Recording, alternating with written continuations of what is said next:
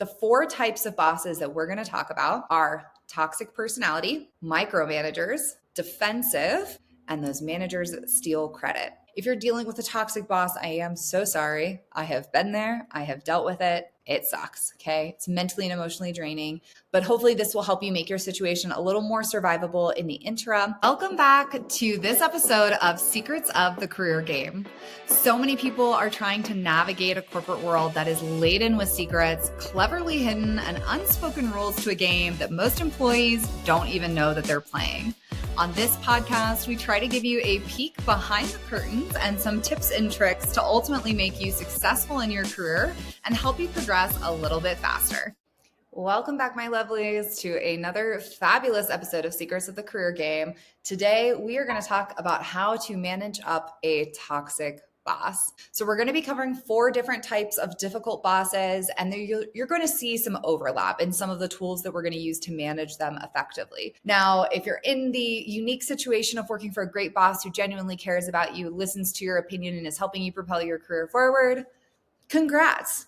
This episode may not be for you right now, but at some point you've probably either already faced or will face in the future a difficult boss. And so we're going to talk about the tips, the tricks, the secrets of the career game to navigate these difficult leaders in a way that's going to help you still be successful and feel like you're adding value. Because let's be honest, nobody wants to work super hard and get zero credit or feel like you can't do anything that's impactful because your boss won't let you. So we're going to jump right in. The four types of bosses that we're going to talk about are toxic personality, micromanagers, defensive, and those managers that steal credit. We're going to give you different tips and tools in order to manage each one successfully, set yourself up for the most. We're going to give you different tips and tools in order to manage each one successfully, set yourself up for the most success. Now, some of these can also be used with peers, stakeholders, other individuals we interact with in the workplace and have interpersonal conflict with in order to improve our situation. So don't feel like this is exclusively limited to that difficult boss,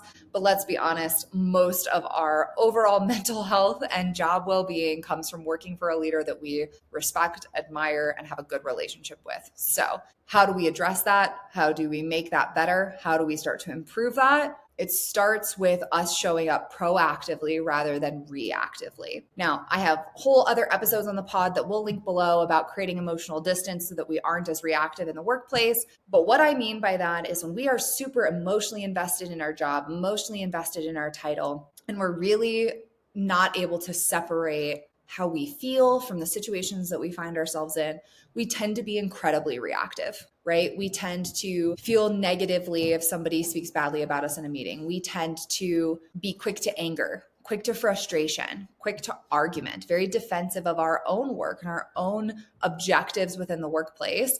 And ultimately, it's not exactly good for our long-term career progression. So like I said, I'll tag it below. Go back and listen to the episode that we have about creating some more emotional distance, because I do think that's really key to being successful, especially if you're going to be working with a toxic boss. But let's assume that you've been able to create that little bit of emotional distance. You're reinvesting your time and effort outside of work into things that fill your cup and fill your energy. And now we just need to figure out how to manage the situation until we can A, find a new job, B, transfer to another team, or C, hope that boss retires. Okay. So we're going to start first with our toxic personalities. So the way that I define a boss who has a toxic personality is this is someone who's very mercurial. We may not know how they're going to respond. Some days, if they're in a good mood, they think you're great and all the responses are positive. Other days you go to work for them and they're yelling and they're angry and nothing you do is right and they're nitpicking everything that you're doing. Okay. So they can be very wishy-washy in how they approach work. They can also be very derogatory or talk down to you, right? This could be comments about you not doing your job well, about you being stupid, about any type of demographic issue that is coming up in the workplace. Now, I will say, if your boss falls into this category, you should be looking for other employment. Okay. We're going to give you some tools to survive in the interim, but you should never be in a position where your boss is yelling at you in a meeting or slapping their hands down on the table or telling you that you're dumb or that you're a diversity hire, any of these things, right? So if that's the situation you find yourself in, save yourself, okay? But we'll give you some tools in the interim. So these are kind of that toxic personality boss. They're very inconsistent. They may also gossip about other people on the team to you and say, oh, well, so-and-so messed this up, or I wish they were better at this, or they're gossiping. they're wishy-washy, they're derogatory. They fall into this category. Congrats. Your boss is a toxic personality, and I'm so sorry. Okay. So what are some things that we can do that are going to help us face off with this personality and still be successful in our job? So first up, we are going to buffer with boundaries. This means that we're going to create some separation from the last minute requests, the ongoing deprioritization and reprioritization, the wishy-washiness of what they want you working on, with trade-offs and boundaries. Again, this is a topic I talk about a lot, so there are other podcasts where I go really in depth, but for the sake of today's discussion, think of this as your boss comes to you with a last minute request. Hey, this needs to get done. Why didn't you do it? It's the first time you're hearing about it, and it's Friday at 4 p.m. The trade-off to get it out the door is, hey, in order for me to deliver this the way that you're asking, I need to deprioritize this other thing I was going to get out today. Are you okay with that trade-off? Or, hey, I understand this is super important. Since most people are going to be looking at this at 9 a.m. Pacific on Monday, do you mind if I pick this up Monday morning and get it out by 8:30? What are some of those trade-offs we can do that are going to help us keep our peace, keep our mental sanity without totally derailing a conversation? Depending on the level of toxicity, I'm going to be honest with y'all, this tip may or may not work. Okay. I've worked for toxic bosses that were everything has to be done yesterday. It has to be done this way. I don't care if you're on until 10 o'clock at night on a Friday to get it done. Just do it. If you work for one of those bosses, the boundary maintenance is going to be challenging. All right. It's going to be more difficult for you. And this type of buffering with boundaries is not going to work. However, if you just have a boss who's a little more mercurial, who maybe has a tendency to get really angry, this may be a place where we're able to establish boundaries in a way that's more effective and can protect us a little bit. So keep that in mind. The second thing that we want to do with a toxic personality is we want to anticipate what they need as much as possible in advance. The best way to keep a mercurial boss happy or to keep them from anger is to make sure that they're getting what they need in advance of when they need it, in the way that they like it, so that there's less for them to complain about. Now, this doesn't necessarily come naturally to a lot of people. This can come with a lot of questions in the early stages. Hey, help me understand what your expectations are. How do you prefer to be communicated with? What are some of the deliverables that are repetitive that you would like me to own and make sure you're getting ahead of time? We want to make sure we're able to anticipate those things. I used to joke, I had a boss once who told me that I was like Jean Grey from the X-Men because I knew what he needed before he needed it. And by the time he asked me for it, it was already in his inbox. And so finding that way of, okay, this individual likes to have data ahead of big meetings with the executive team. Great. Can you work with their EA to understand when those executive team meetings are going to be so that you have all the materials prepped ahead of time? They like updates every month from the team members. Great. Let's get on a cadence where we're getting all the team members' things consolidated, organized, ready to go, and to them before they need it. Start to think of how you anticipate. Another great part of anticipating the needs of your boss is to build a broader network with your boss's peers. If we understand what's going on at their level and what's important to them and what they're going to need, we can get ahead of those asks from your boss and make things run a lot smoother. This is one of those areas where it is going to be a little bit of trial and error, but you should be listening to the feedback your boss gives, the type of things that do make them angry, the types of things that don't feel done to them, and start to learn how to incorporate that. It could be attention to detail. They're just really specific on the numbers. It could be formatting. It could be time sensitivity. Hey, why isn't this ready? And they never asked for it, but it's due. It's my favorite one personally. But start to learn to anticipate. That's really going to protect you a lot from backlash and keep you safe while you're out there searching for your next job. Something tangentially related to the anticipate that people are not going to like hearing is oftentimes in order to anticipate, we have to spend more time with them. And this can be really challenging if your boss is really toxic because we don't want to be around that. We don't want to expose ourselves to it any more than is absolutely necessary. However, it's very hard to know what's going on and what they're going to need from us if we're never talking to them. And so having those one-on-ones, putting ourselves in a position to understand what's going on, again, building relationships with their peers, these types of things are going to help us be more successful in this role. Now, this does not apply if your boss is the type to yell at you or throw things or speak to you in derogatory terms. I'm not saying spend more time with people who are dangerous or who are detrimental to your mental health. This is more for that wishy-washy boss who's just gossipy and doesn't have a good culture in his team and isn't consistent, or her team. Okay. The last thing that we're going to do, and this is for that toxic personality that is derogatory, that yells, that slams their hands on the table, that's like the extreme. If you work for a boss who is the extreme, quick side note, I'm not a huge fan of HR. As a business unit, love them. They do great stuff. For employee relations, HR's job is to protect the company. This doesn't mean that there aren't great people in HR. This doesn't mean that your HRBP doesn't want what's best for you. It doesn't mean that they won't take your side. But on the whole, HR does not care that you do not like your boss. Now, they say something really egregious, file an HR complaint. 99% of the time, HR does care about that because you could sue the company, right? I gave a mini episode recently where I talk about a particular VP that I worked for that made some derogatory comments. In that situation, HR was waiting for me like, okay, would you like to sue the firm now? We're ready. Because something really egregious is going to get the attention that we think it deserves. But if your boss is just a little wishy-washy, a little mercurial, honestly, they just don't care. And it's not your fault. The individual may care, but HR, employee relations, the business unit, it's not going to be a priority. So don't hurt your own career, but keep yourself safe. If this is a safety concern, if this is super derogatory comments, if this is sexual harassment, please, please, please file a complaint, please. Okay. But I am talking about like the other, like, I just don't like my boss. That's more for you to navigate, which is the whole purpose of this episode. That being said, if you have a boss who makes derogatory comments, who slams their hands on the table, is doing these things, I'm hoping you're documenting these things and you're sending them to HR. Okay. In the absence of that, say your boss says something bad to you in a meeting. We're going to use a PC example for the sake of my podcast, but they say, you're dumb and you don't know what you're doing. Okay. After they say that, I want you to look at them and go, can you repeat that? It's going to make them so uncomfortable. All right. Because they don't want to repeat it. They said it once in the heat of the moment, in anger. They were frustrated. They don't want to say it again because they know they're not supposed to say that. Right? So, hey, can you just repeat that for me? It's going to put them on the spot. And if they do repeat it, then we're going to ask, hey, can you help me understand why you would say that? What's your objective here? This is going to create more distance for you and put them in their place a little bit because they're not going to want to argue with you. They're not going to want to hear about how they shouldn't have said that or how that's a mean thing or how that hurts your feelings or how that's not constructive. They don't want that. They want you to be sad. And so if you don't get sad and you say, hey, can you just repeat that for me? Help me understand why you would say that. What exactly are you trying to achieve? Now they've been put in their place and you have a little bit of space and a little bit of a buffer of protection. Okay. So again, this is for like extreme circumstances. This is also a great tool to employ with like a toxic coworker, just saying.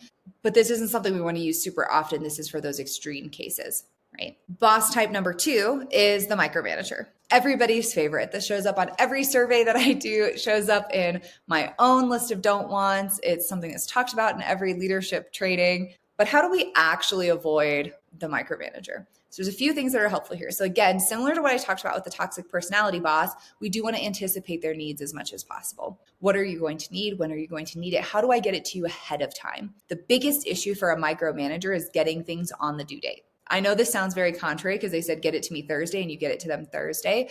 But the biggest issue for them is that they don't know what's happening Monday, Tuesday, Wednesday.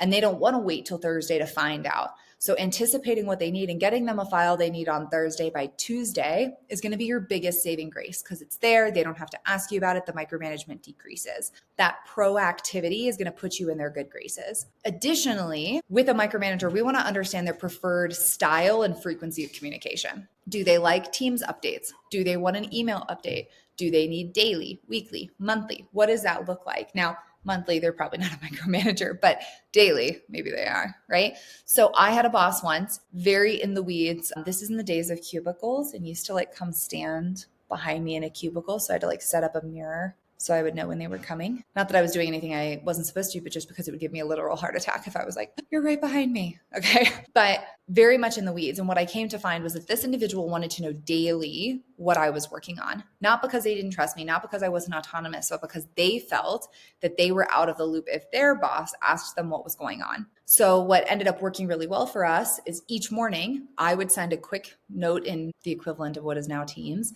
and say, hey, just want to let you know today I'm working on these 3 things. I have meetings at these times. I'm going to be pretty busy, but just wanted to let you know in case you stopped by my desk and I wasn't there. Or, hey, I don't have many meetings today, but I'm going to be working on these 3 reports. I'll send them to you by end of Tuesday. A daily quick message like that, proactive on my part, kept them from having to reach out and micromanage because they knew what I was doing. They were informed. They felt like if their boss came to them and said, hey, what's Kendall doing today? Oh, she's working on finishing this report. She's got a couple meetings in the afternoon. Why did you need something? Now they have the information they feel that they need. So understanding the driver behind why your micromanager is micromanaging and being proactive with your communication can be really important. Even as I became a more senior level, executive level, I tend to still send at least monthly updates to my leadership of, hey, this is everything that's going on in my space. We talk every week, multiple times generally, but I like to give a formal update. Here's all the projects in my space. Here's what's going on in each. Here's who's in my team that owns them. Here's the progress we've made. Here's the anticipated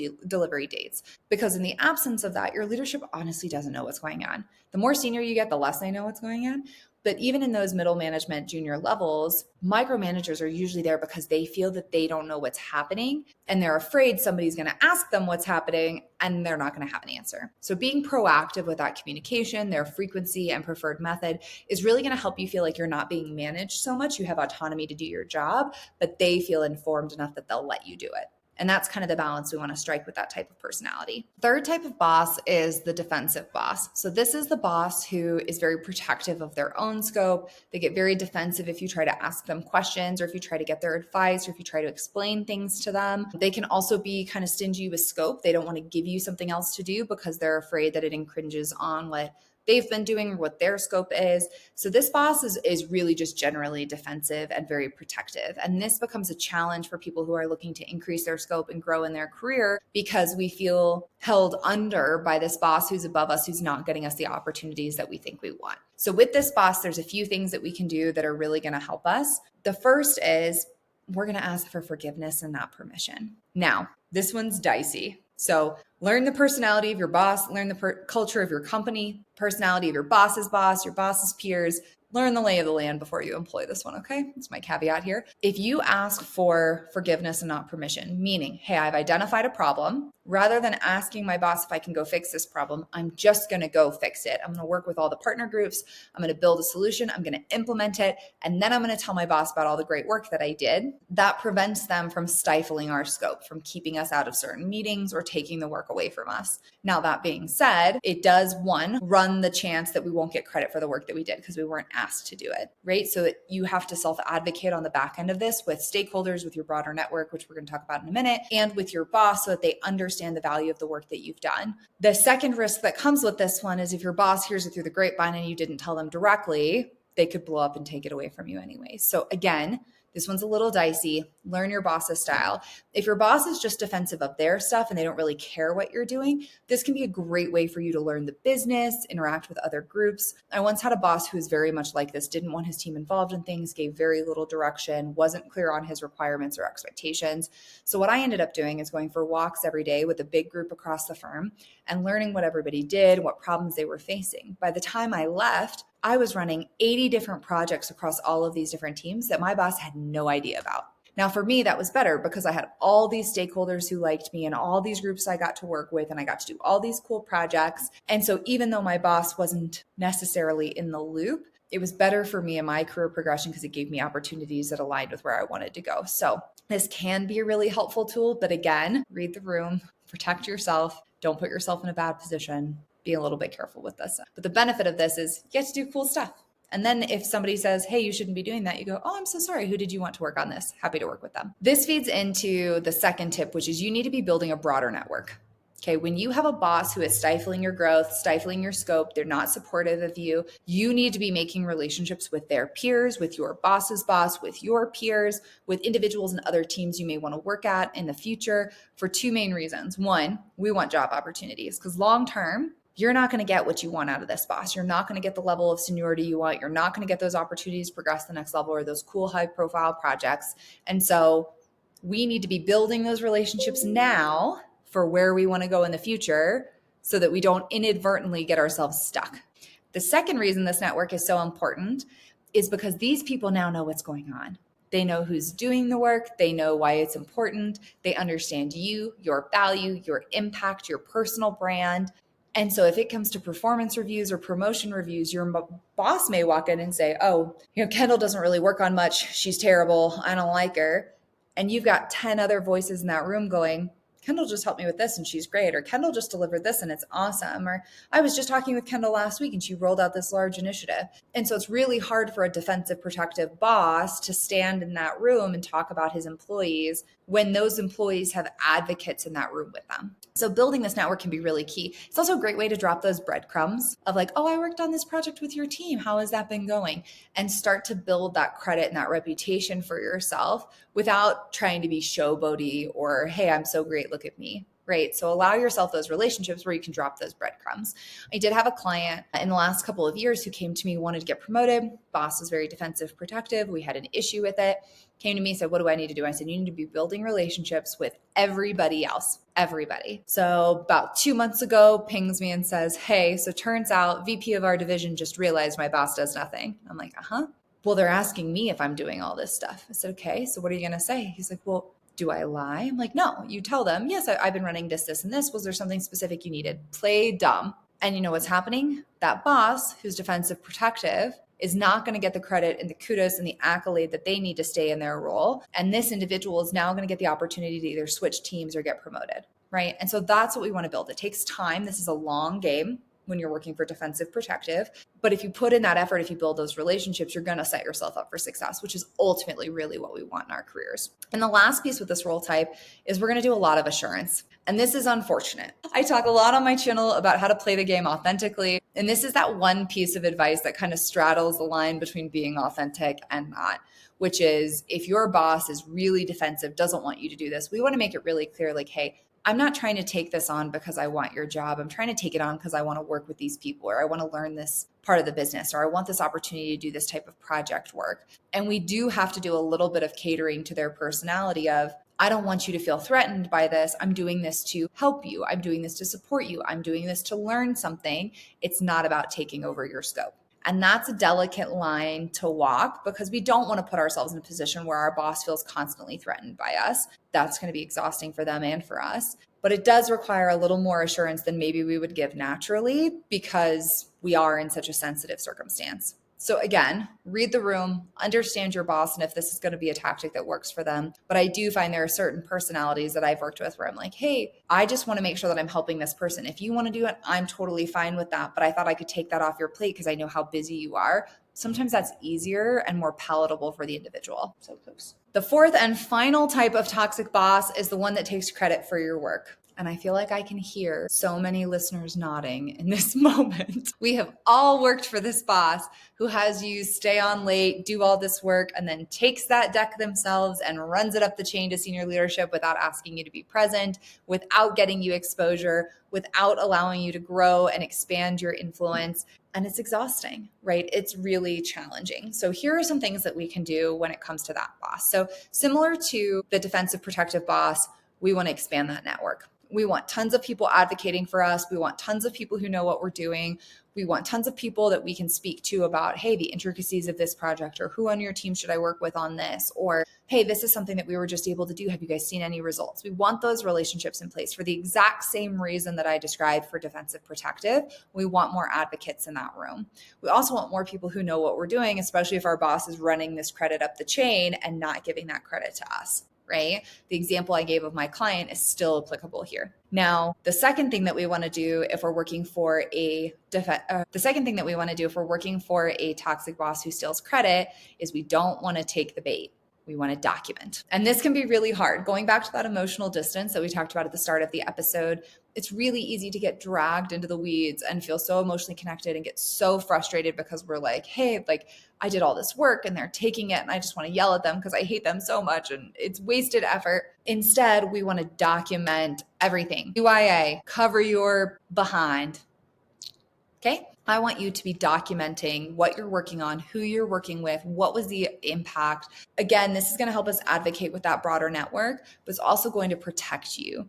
I have had times in my career where I had bosses ask me to falsify reports. I always bring this up because it still to this day like blows my mind. And they wouldn't put it in writing, right? Because they don't want it in writing because they're telling you to lie to the executive committee. And so we would have conversations where they're like, hey, I need you to change this percentage. I'm like, yeah, well, that percentage isn't right. It doesn't match what we're seeing in the data. And they're like, but it needs to be this percent.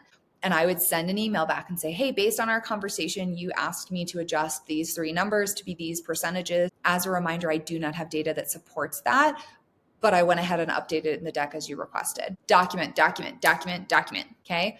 If they're stealing credit, document who you're working with. Document your one-on-ones. Hey, as a reminder, these are the things I'm working on that I shared with you today. This is the feedback you provided me. If you create all this documentation, not saying it's going to get to an HR case level, but now you have proof. These are all the things that I did. And again, this is a boss type that you're probably going to want to move away from. You're probably going to take a different role in a different company or a different team in order to start getting credit for your work. But if we're documenting, then think of all the resume fodder we have. Look at all these great projects I worked on, all these stakeholders I got to work with, all these impacts that I drove. Here's all the presentations I made, yada, yada, right? So it's empowering us for our long-term career. It's protecting us in our current role. And then if we have that network, it's allowing us to advocate for ourselves in a way that's going to protect us a little bit. So hopefully you guys found these tips and tricks helpful. If you're dealing with a toxic boss, I am so sorry. I have been there. I have dealt with it. It sucks, okay? It's mentally and emotionally draining, but hopefully this will help you make your situation a little more survivable in the interim. If you have any questions or any other pieces of advice for dealing with toxic bosses, leave them in the comments below. Otherwise, check back in next week for another great episode.